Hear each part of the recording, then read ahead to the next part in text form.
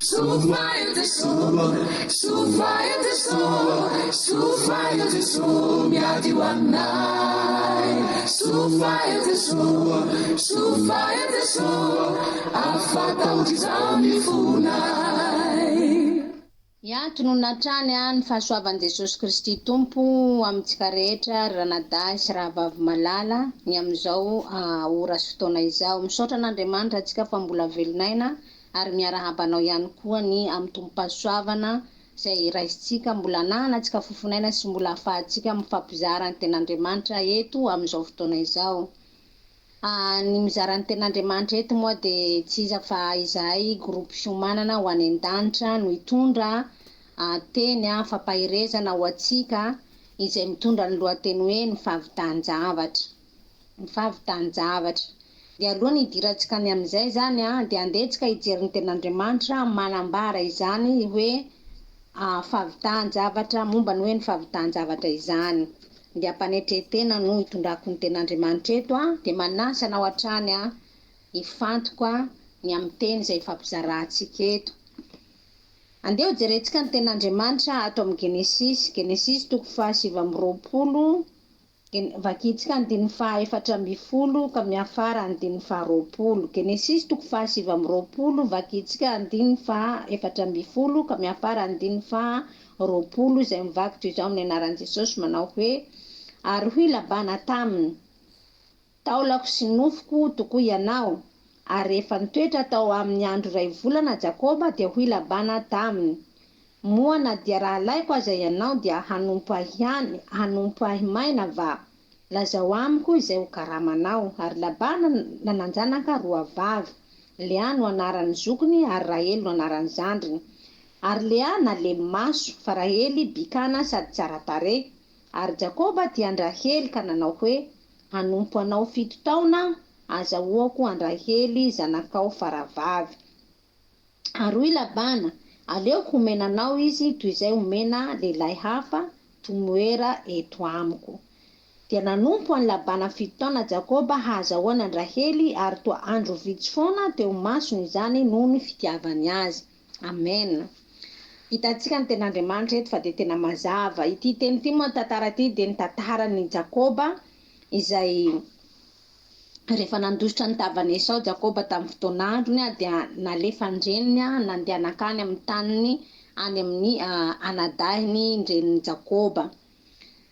Dia ny lohateny eto moa dia ny hoe nanomponan'i Jakoba an Labana ahazahoany an Lea sy Rahely ho vadiny sy nahaterahany ny zanany. Rehefa tonga tany ny tantara moa dia toy izao hoe rehefa tonga tany amin'ny Labana Jakoba izay rahantsika malala ten'Andriamanitra ity fa haintsika mazava tsara ary rehefa fienitsika isan'andro dia rehefa tonga tany amin'ny Labana moa i Jakoba dia niraisy ny Labana satria taolany sy nofo noho izy satria zanakanabaviny. Dia rariny tokoa raha ohatra ka hoe nandray azy izy. Ary tsy vitan'izany ihany koa nefa fa tsy hoe niraisy ny fotsiny ihany izy fa dia tena niteny tamin'ny Jakoba Labana hoe na dia nofo sy taolako ianao izy tsy hanompo ahy ihany fa andao ianao teneno ny karamanao satria asainy Labana hoe hiandry ny ondrony tokoa i Jakoba tamin'izay fotoana izay. Dia niteny moa Jakoba tamin'izay fotoana izay hoe hanompo anao 7 taona izy Jakoba dia ameo ahy Rahely zanakao faravavy. Dia nanaiko moa Labana tamin'izany fotoana izany dia raikitra ny fanenkena. Dia nipetraka teo amin'izay moa zany Jakoba dia i Jakoba nitandrina ny fananany Labana nandritra ny 7 taona. Mba eritreretintsika moa hoe zany 7 taona zany tsy moramora no amakivakiana ny 7 taona fa noho ny hoe i Jakoba mpanompon'Andriamanitra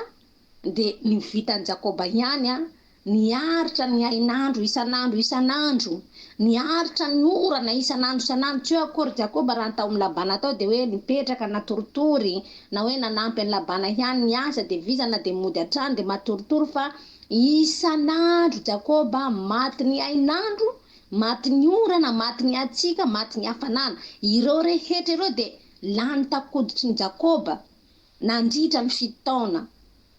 Atsika moa manko hoe mety vitsy amintsika ny hoe nitoetra tany ambanivohitra fa raha izay olona mpitoetra ambanivohitra de mahalala an'izany hoe fahasarotany zany hoe miandro omby sy miandro ondry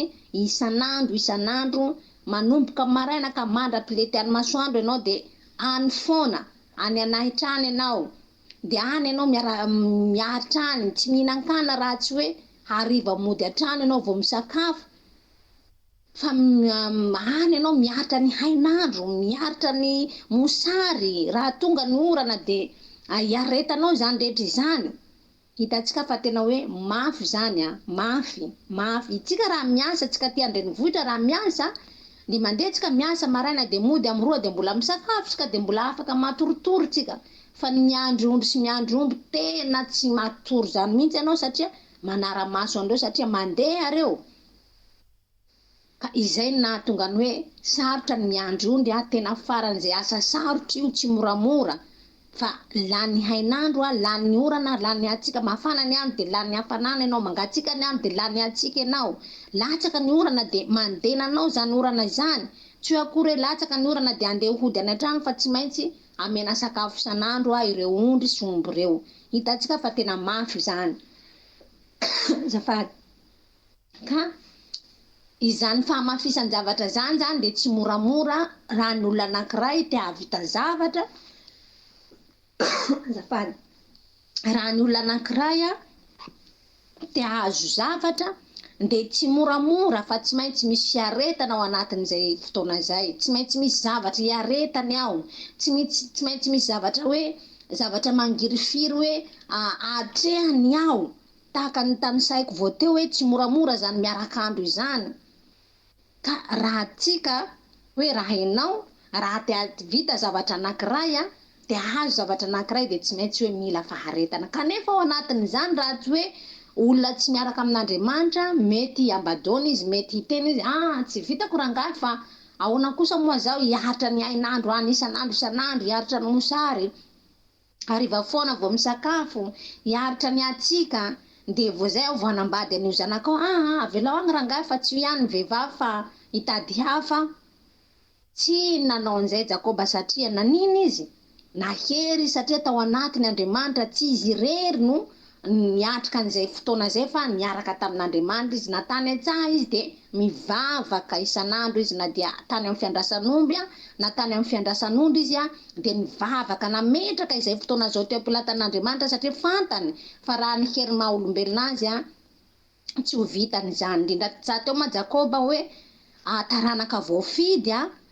maha taranaka voafidy azy zay zany de hoe misy ny fanatitra an'Andriamanitra foana izy naiza toerana misy azy de hany ka ohatrany hoe ny maivana teo anatrehany lay fito taona de hitantsika iarahantsika mahalala fa mbola tsy vitan'ny fito taona ihany fa mbola nanampy fito taona ndray koa izy hoe nohony amin'ny Rahely satria ny fomban'ny zareo zany hoe ny zoky ny zandry tsy mahazo mivoaka alohan'ny zoky ny raha nambady fa tsy maintsy ny zoky aloha mivoaka alohan'ny zandry de nohony izay koa de mbola hoe ohatrany hoe namena sazy koa zany ndray zany Jakoba hoe mamita fito taona nohony amin'ny Rahely de safe zany hoe 7 taona no nanompoany Jakoba ny Labana mafy ane zany na fito taona ihany raha ataotsika hoe fa mafy araka ny tanisako tao zay mbola hoe nitombo ndray hoe fito taona mihoatra de 7 taona no nanompoany Labana nanompoany Jakoba ny Labana vao zay i Jakoba ny tonga tamin'ny tanjony zany de hoe nanambady any Rahely de nananjanaka de tsy vitany nananjanaka fa mbola nanambady any Lea de tsy vitan'izay fa mbola nanan-karena de izay zany zavatra izay natrehan'i Jakoba nahazahony sy nahavitany izay fotoana ny aretany izay de tsy moramora tao anatin'izay tsy moramora tena tsy moramora fa tsy ho nivitan'i Jakoba ihany zay zavatra zay raha tsy niaraka tamin'Andriamanitra izy eto zany ny fiainantsika olombelona de tsy misaraka ny amin'ny tontolo ara-panahy fa tsy misy olona mahavita zavatra izany raha ohatra ka hoe heriny tena nireriky ihany no ety niatrika ny zavatra hataony fa tsy maintsy na soa amin'ny tontolon'ny fanahy ratsy na soa amin'ny tontolon'ny fanahy tsara fa i Jakoba moa olon'Andriamanitra izy de tamin'Andriamanitra no nanankinany azy zay iarahantsika mahalala ihany koa ny fomba ny jentilisa hitantsika ary fantatritsika zay ombenombeny fa ny akamaroan'ny jentilisa de tsy miaina tsotra comme ça am'izao fotsiny izy fa tsy maintsy miankina amin'ny tontolo ara-panahy zay arahantsika malala hoe misy olona manao trano de hoe mandeha mamonjy olona mijery andro, manontany amin'ny ambiasa hoe hanao zavatra izy de inona no tokony atao, mangataka tolotsaina amin'ny fanahy amin'ny olona mpahay zavatra, zany hoe amin'ny tontolo ara-panahy anankiray, fa izay moa tontolo ara-panahy amin'ny faratsiana fa tsy amin'ny fahasoavana. De ireny jentilisa reny koa de mahafantatra sy mahatakatra an'izay fa hoe ny fiainana tsy vitany hoe comme ça fotsiny fa tsy maintsy miankina amin'ny tontolo ara-panahy, de araka ny tany saiko teo zay hoe na soa tontolo ara-panahy tsara na soa tontolo ara-panahy ratsy. De arahantsika malala fa betsaka hitantsika fa hoe ny olona hanao zavatra na hividy zavatra izy de tsy maintsy mamonjy ambiasa, manontany ambiasa, manontany andro hoe inona no atao. Dikan'izay zany de hoe ny zavatra anankiray atao raha te ho havita zavatra ianao de tsy vitavita ho azy amin'ny tenany maha-olombelona fa tsy maintsy manakina an'izay amin'ny tontolo ara-panahy na soa amin'ny tontolo ara-panahy tsara na soa amin'ny tontolo ara-panahy ratsy. Fa eto zany ny any Jakoba de amin'ny tontolo ara-panahy tsara satria nanakina an'izay zavatra zay tamin'Andriamanitra izy vao nahavitany an'izay fanekena nataony tamin'ny Labana izay, tsy nivitany io raha tsy niaraka tamin'Andriamanitra izy. Izy sa teo moa hoe taranaka voafidy, hoe zanaky ny Saka taranaky ny Abrahama, de nisy ny fanatrian'Andriamanitra izy hanika vitany moramora ny 4 taona vao zay izy niala teo anatrian'ny Labana. Andeha koa mantsika hijery anankiray ny amin'ny tontolo ara-panahy hanamarina antsika an'izay atao Matthieu 7:20, Matthieu 7:20 vakitsika ny 5 ka miafara ny 5 Matthieu 7:20 vakitsika ny 5 ka miafara ny 5 zay mivaky toy izao amin'ny anaran'i Jesosy manao hoe ny lohateny eto ma de hoe nitsanganan Jesosy tamin'ny maty sy nisehoany tamin'ny mpianany tamin'izany fotoana izany. De andeha ho vakitsika ny teny amin'ny anaran'i Jesosy manao hoe ary ny anjely namalika nilaza tamin'ny vehivavy hoe aza matahotra ianareo fa fantatro fa Jesosy zay efa nomboana tamin'ny hazo fijaliana no tadiavinareo tsy ato izy fa efa nitsangana araka izay nolazainy. Avika jereo fa atao no nandrian'ny tompo ary mandeha nafaingana ka lazao amin'ny mpianany fa efa nitsangana tamin'ny maty izy ary indro mialohanareo any Galilia izy no ahitanareo azy, indro efa nilaza taminareo amen. Eto ny tantara momban'i Jesosy no jerentsika, ny amin'ny fahavitan'i Jesosy ihany koa ny ministerany tety ambony tany, ny amin'ny fahavitan'i Jesosy ny famonjena zay namonjena antsika zanak'olombelona nampihavana amin'Andriamanitra. De hitantsika koa ny zavatra natrian'i Jesosy tamin'izany fotoana izany fa tsy moramora zay arahantsika mahalala fa nanomboka tamin'ny terahan'i Jesosy, vao teraka Jesosy de efa nisedra ny lalovan'i Jesosy, nefa Jesosy mbola zazakely vao nateraka de efa nisedran'i Jesosy tamin'izany fotoan'androny, nitondrany Maria sy Josefa azy nandositra tany Ezipta zay nitadiavan'ny Heroda mpanjaka ho namonoanan'i Jesosy. De tsy nitratra moa izy tamin'izay fa satria Andriamanitra izy nanana programany izy fa ny fotoana ny zavatra nahatongavan'i Jesosy tety ambony tany de hoe hamita famonjena, hamita ny famonjena, mpihavana ny olombelona amin'Andriamanitra, ka na nikendry Heroda ho namonan'i Jesosy tamin'ny fahakeliny de tsy nitratra mihitsy Jesosy. De hitantsika amin'izay rehefa tonga ny fotoana nanaovan'i Jesosy ny ministerany fa tsy moramora ny zavatra nilalovan'i Jesosy nandritra ny 3 taona. 3 taona garangidina Jesosy niatrika zavatra mafy, tsy moramora nge niaretan'i Jesosy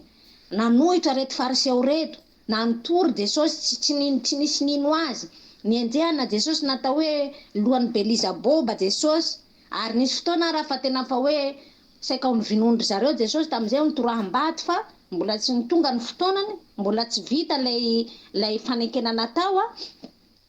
de tafahala Jesosy tamin'izay fotoana izany fa tamin'ny fotoana ho namonoan'ny reto jiosy reo azy tamin'izany. De hitantsika izy fa nandalo fanenjehana ary tsy vitan'izany fa tonga ny fotoana zay anatanterahana lay famonjena, de hitantsika ny zavatra niaretan'i Jesosy fa mbola tsy vitan'izany fa nikapohiny izy, nisatroana tsilo izy, nirorany izy, nitevatevany izy ary nilefonina, ary tsy vitan'izany fa izy zay tsy nanota de natao fatin'olona mpanota hoe nomboana tamin'ny hazo fijaliana. hona amin'ny tany an'izay famonjena izay. Tsy moramora koa ny zavatra niaretan'i Jesosy tao anatin'izay nahavitany ilay famonjena. Tsy moramora fa tena naharary izy tamin'izany fotoana izany nandra-pahatonga nahavitany an'ilay famonjena, nandra-pahatonga nahavitany an'ilay famonjena, ary dia vita tokoa ilay famonjena vitany dia teto izy araka ny teny izay nivakitsika teo hoe hoy ny ten'Andriamanitra hoe aza matahotra ianareo fa fantatro fa Jesosy izay efa nomboana tamin'ny hazojaliana no tadiavinareo, tsy ato izy efa nitsangana izy araka nolazainy. Hitantsika amin'izany fa ny vitan'i Jesosy koa ny asa famonjena izay nanirahan'Andriamanitra azy tety ambony tany, vitany teo ambony hazojaliana, vitany. Nandritra ny 3 taona izy niaritra zavatra mafy, kanefa vitan'i Jesosy izay famonjena izay nandraisantsika izay famonjena izay nahatoy izao asainao io, dia noho ny fahavitan'i Jesosy izay ilay famonjena izay. Ka eto izany ten'Andriamanitra dia mampaherantsika izay mihaino sy mandray izao ten'Andriamanitra izao tsy moramora ny fahavitany zavatra eo amin'ny fiainantsika, na amin'ny tontolo ara-panahy, na amin'ny fanompoana ara-panahy, na amin'ny hoe ara-nofo. Tsy moramora na fanompoana ara-panahy hoe manana ministeranao ianao manompo, tsy moramora fa misy zavatra iaretanao vao tonga any amin'ny fahavitany zavatra anankiray. Jesosy teto ny tanisaiko teo izay hoe niaritra izy, maro ny zavatra niaretany vao tonga teo amin'ilay hoe fahavitana ny famonjena, niaretany izay zavatra izay dia nivitan'ilay famonjena. Dia tahaka izany ihany koa Jakoba izay nanompo ny labana 4 taona, tsy moramora daholo izany vao tonga ny amin'ny fahavitany zavatra anankiray. Tsy moramora natrehan'i Jakoba vao vitany izay fanekena nataony tamin'ny labana 4 taona izany. Hitantsika koa Jesosy teto fa tsy moramora koa fa vao naterako iaho Jesosy tany an-tranon'omby dia fa nisedra olana Jesosy tamin'izany, mbola kely efa nisedra olana, nandra-pahatonga azy nimbona tao amin'ny hazojaliana. Tsy moramora izany raha vavy malala sy ranadahy malala. Ka eto mampahery anao, raha misy zavatra ataonao, tsy fantatro ianao na manamboatra trano, tsy fantatro ianao na misy programa ataonao, tsy fantatro ianao na misy zavatra kasainao, dia izao aza miraviravy tanana fa atodio hatramin'ny farany, dia mifikira amin'ny Jesosy fa io amin'ny Jesositsika io ihany no ahafahantsika mahavita zavatra eo amin'ny fiainantsika. Ninona zavatra kasaintsika, ninona zavatra irintsika, dia aza miala amin'ny Jesosy fa mifikira mafy amin'ny andro manalina, dia tsy maintsy ho vita ny zavatra kasainao dia tsy maintsy ho vita ny zavatra irinao. Fa i Jesosy ilay efa nanao an'izay tamin'ny voalohany, dia izy ihany no fikirantsika, dia mbola tanterahan'i Jesosy amin'ny fiainantsika raha toka mifikitra amin'izao sy anao. Koa aza hoe miraviravy tanana, aza kivy fa mandrosoa dia azony mafy Jesosy hiaraka aminao handroso mandra-pahatonga anao hahavita zavatra anankiray. Fa io tsy vitantsika io raha nikery manofanao ihany ho entinao hikonjokonjo anao zavatra anankiray hoe hahavitanao zavatra anankiray, tsy vita io. Fa miaraha amin'ny Jesosy mandrakariva, apetraha amin'ny Jesosy mandrakariva. Rehefa miaraka amin'ny Jesosy ka tsy misy zavatra tsy ho vita zany, tsy maintsy mahavita zavatra izao sy anao, na amin'ny fanompoana zany na amin'ny ara-nofo izany. Ka izay zany ny fampaherezana ho antsika tsirairay avy dia na ianao izay manaraka anay ao amin'ny tambajotra, manaraka anay amin'ny alalan'ny Facebook na amin'ny YouTube, dia mampahery anao hatrany ranadahy raha vavy malala. Raha manana fikasana ianao na manana zavatra atao anao dia aza miala amin'ny Jesosy, miorena mafy amin'ny Jesosy mba hahatonga anao hoe havita zavatra anankiray na amin'ny asa fanompoana ara-panahy na amin'ny asa ara-nofo. Dia mankasitraka antsika feno naharitra ny haino hatramin'ny farany dia mitombo hatrany amin'ny fahasoavana. Andriamanitra ny fiadanana ane hanampaka ao anatin'ny fonao ka ninona zavatra irinao sy zavatra ataonao kasainao dia ho vitanao ane zany amin'ny anara maherin'i Jesosy Kristy velava Nazareta. Mankasitraka tompoko dia amintsika rehetra ny fiadanana. Amen.